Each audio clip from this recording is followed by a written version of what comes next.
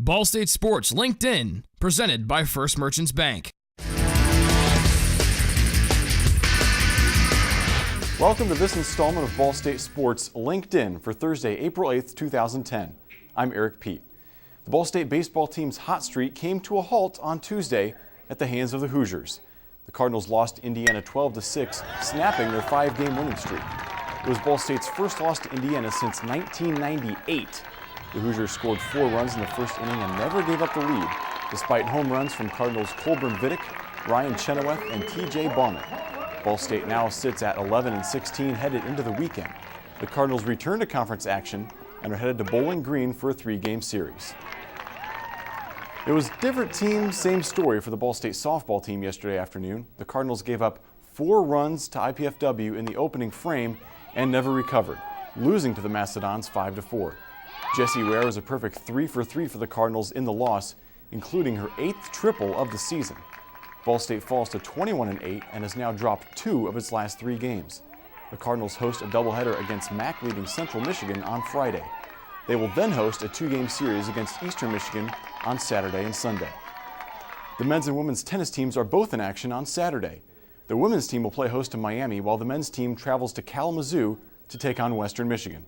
The men's team is off to a 1-0 start in the MAC, thanks in part to the play of Eduardo Pavia at #1 singles and doubles. This week, Pavia spoke with SportsLink about his success this season.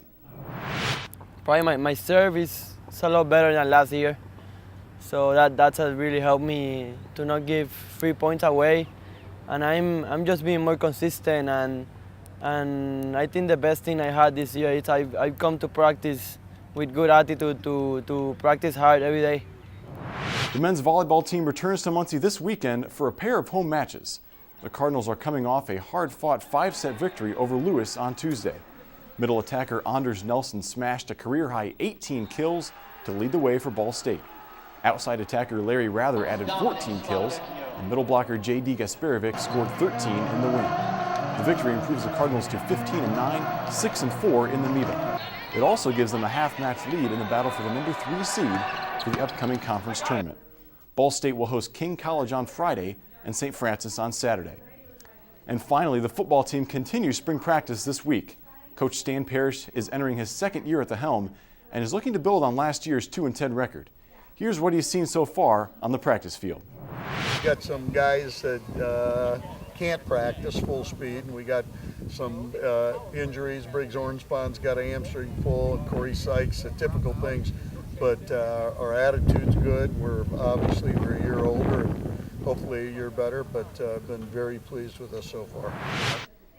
Be sure to check out SportsLink's Spring Football Show on April 17th for stories on the team and the players, as well as an interview with head coach Stan Parrish. Just go to bsusportslink.com. You can also follow us on Facebook and Twitter to stay up to date on the latest from around campus. Just search for Ball State SportsLink. And that does it for this edition of LinkedIn, and as always, we'd like to thank First Merchants Bank for all they do for us here at SportsLink. You can check them out online at firstmerchants.com.